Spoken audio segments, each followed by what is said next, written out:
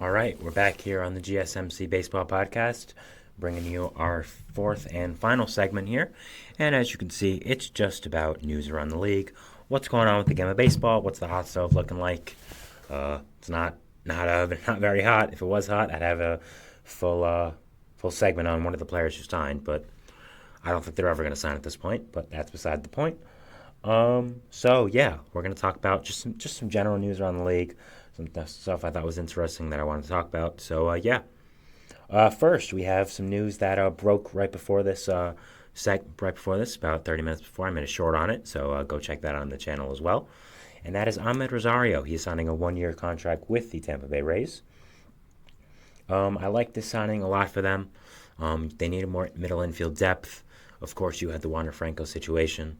So you had to bring in some more depth with that. You had guys like Jose Caballero, Taylor Walls, good young players, but you kind of needed improvement on that. I don't know if Ahmed Rosario is that big improvement that you're looking for, but he's a good role player, kind of like in basketball. He hits lefty pitching really well. His defense is kind of spotty, but I think as a platoon player that slots in against lefties, can bring in some depth when someone's hurt to start in a few times. I think it can be a really impactful signing for the Rays, really good. So, yeah, I think it'll make a lot of sense. I think it makes a lot of sense for the Rays. I think it's a good signing. I think one year, $1.5 million. I think it's a good low risk. I think it's a good move by Ahmed going to a Rays team that knows how to develop players, knows what players they want. Obviously, Ahmed Rosario was one of the top prospects in baseball around 7-8 years ago. Did not really live up to that moniker, of course, but hasn't been a bad player. Maybe the Rays see something in him that he can be really good. I don't know if that's what they're looking for. I think I'm just overreaching, looking for something to talk about. But I think he's a good player, good platoon player, and it's a good depth signing by the Rays, and yeah, a good addition by them, and I like it. So yeah. Next, we have going from a former Met to a current Met, Brendan Nimmo. New Mets manager Carlos Mendoza announced that, as what we all expected, Brandon Nimmo is going to be the everyday left fielder for the Mets, moving from center to left field after the addition of Harrison Bader. Now, this, again, does not come as a surprise to anybody.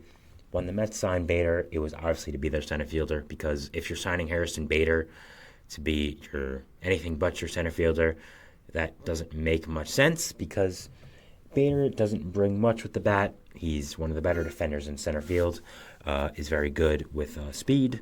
So that's what you bring in Harrison Bader for. You don't bring him in for your bat. So it made sense. David Stern said at his opening press conference he wanted to focus on run prevention, and a big part of run prevention is that of defense, stealing runs from the other team. So I think this made a lot of sense. It was going to happen. You look at the Mets' outlook as well. I kind of talked about it a little bit earlier with Drew Gilbert, but they have a lot of young prospects, specifically young prospects that can play the outfield and more so center field. Guys like Jet Williams, guys like Drew Gilbert, who I mentioned, maybe even someone like Luis Angel Acuna if he was to switch positions. So yeah, I think moving Nimmo to center field made a lot of sense with just defense-wise. He's not a bad defender in center field, but you can always get better, and maybe he'll age better as a left fielder, can focus more on his hitting. He did add a lot of power last year at the end of the year, which I'm to maybe look out for. So yeah, I think this makes a lot of sense. I think it's a good move by the Mets. I'm curious to see how Bader pans out back in New York. Obviously paid for the Yankees, but also is a New York City kid, coming from Bronxville. Fellow New York City kid. I like it. Yeah, I think it's a good move by the Mets. I think it makes a lot of sense. And I think it's going to be impactful for them this upcoming year. Next, we have a little bit of something interesting here. The players, they're complaining about the new jerseys. Now, if you've been on social media at all about baseball or seeing stuff about baseball, you've seen what the controversy is with the fans. MLB got new uniforms. They're from Nike and Fanatics. And fans have been, how do I say this in a nice word? Less than pleased. We'll go. The names do not look very good, in my opinion. The guy's been watching baseball his entire life. They look very small. It just kind of looks different. It just looks very minimalistic. Kind of a lot of unnecessary changes to it that didn't make a lot of sense. So, so the fans were not happy. But now it's reporting, multiple reports, that the players are not happy. And when we make the players unhappy, that's a big problem. So they apparently don't like the feel of it. They don't like in general of it, what's going on with it. So I think this is kind of something to watch in the season. Sorry about that. I think it's something to watch. I think when you look at the players going up in the season, how will this affect them? Will some of them boycott it? Will some of them be like, I don't care, it's fine? I think a lot of players will do that because they're just unbothered about it. But I think it is something, a storyline to watch here, is if players could grow more frustrated with it, fans could grow more frustrated with it, and we could see a jersey change in the middle of the season. Or maybe it doesn't even last, or maybe it lasts to the end of the year and that's it. But I think it is something to watch with just the amount of press it's gotten from the fans, from the players as well. I think it's something to watch and something to see about right here. I think that's something interesting to see what goes on there and what is going to be happening with that.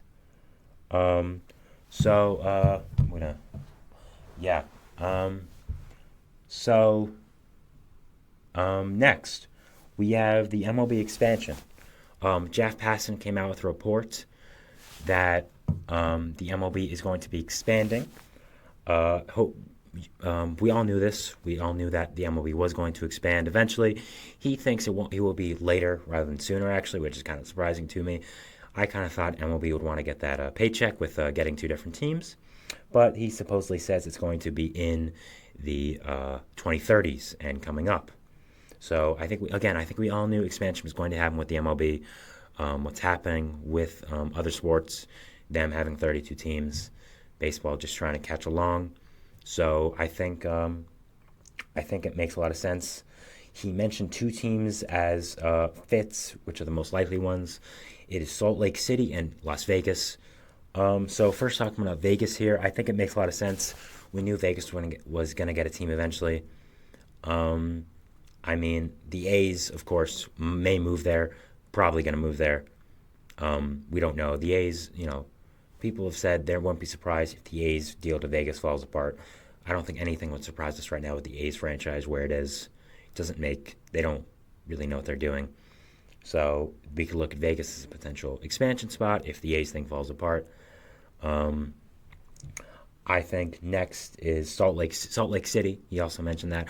Salt Lake City kind of came as a surprise to me. I understand Utah is a growing market. A lot of people are moving there. It's kind of an up-and-coming state. Sorry, I don't know why I said town. Salt Lake City is the town. But to have a baseball team there, I don't know if that would be a great move. I understand we have the Jazz there, but that's kind of it. You have Utah football, Utah basketball, BYU, but that's kind of it. I don't know if it's a big haven for professional sports. Obviously, there has been some rumors about an NHL team moving to going to Utah or Salt Lake City, or expansion team, so maybe that has something to do with it. Maybe the same people are involved. Maybe they want to build a growing market in Utah for it. But I would have thought places maybe like Nashville, specifically Nashville, would have been a more intriguing place. Nashville, there's been a committee to get a baseball team there for a little while now. They're a growing city, a team with a good fan base, with teams like the Titans, teams like the Predators. So I thought that would have made more sense other than a place like Salt Lake City. No disrespect towards them. It's just, I think it's kind of a little random.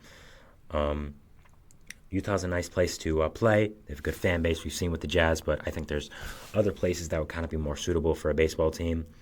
I thought another place they mentioned was San Jose, which was interesting. Obviously, it's a little close because you have two teams in the Bay already. Obviously, one is going to leave. So I think you adding a San Jose team, maybe with San Francisco, can make sense after the A's move. I think it's a good spot. You obviously have the Sharks there in the NHL, so you could grow your market that way. and just going on with that, having a baseball team there. So I think all these places make a lot of sense for a baseball team expansion and expanding. Expansion is going to happen soon. 2030s, like you said, I wouldn't even be surprised if it's sooner. More teams equals more money, and money rules the world, and money rules baseball as it should. So I think getting something soon would make sense. So, yeah. Next, we have Hyunjin Ryu. He is going back to Korea, which is kind of surprising to me. Hyunjin Ryu was one of the, I'd say, top free agents left on the board. A really good, reliable starting pitcher for the Blue Jays these past few years. I thought he made a lot of sense for pitching-hungry teams that still needs to get someone like the Padres, like the Pirates, like the Angels. I thought he would get a nice contract, maybe a one-year deal worth $6 to $7 million, but instead goes back to Korea.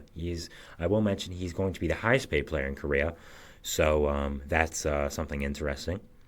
Maybe he wanted to go back home, and I think maybe sweetening the pot for him to be the highest-paid player does make a lot of sense.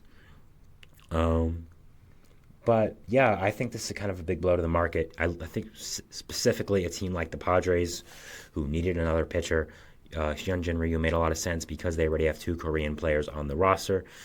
Getting a third would have made a lot of sense. I think he shows the connection Preller and the Padres organization has to Korea, even with Ryu. So I think it's kind of a big loss for them specifically, and the other teams like that I mentioned, like the Pirates, like the Angels, that could have used him. But again, happy for him. Happy that he gets to go back home. Gets to be the highest paid player in the KBO. Good for him. He is arguably the greatest Korean pitcher of all time.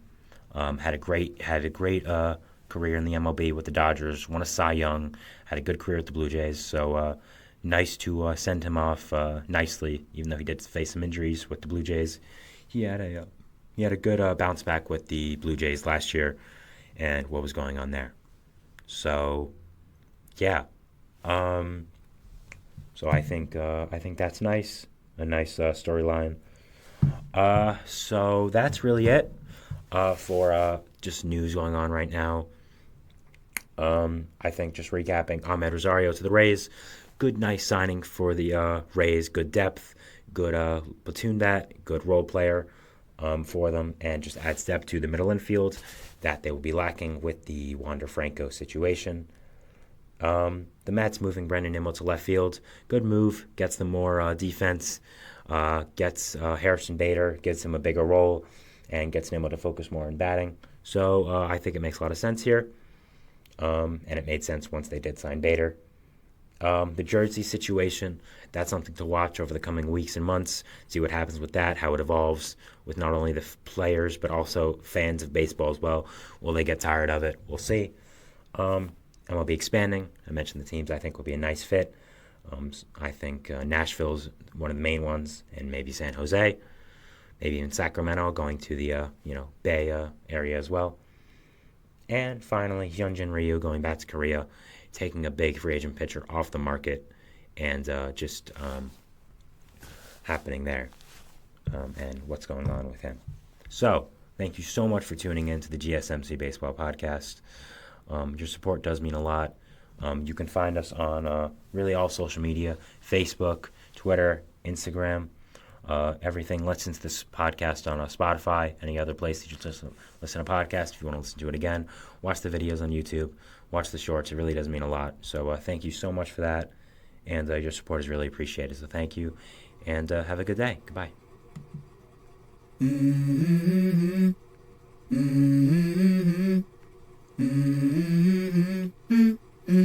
Let's go. I wake up to a little bit of drool on my pillow, feel like it's gonna be a bad day. Yeah, I'm tired of shit, and the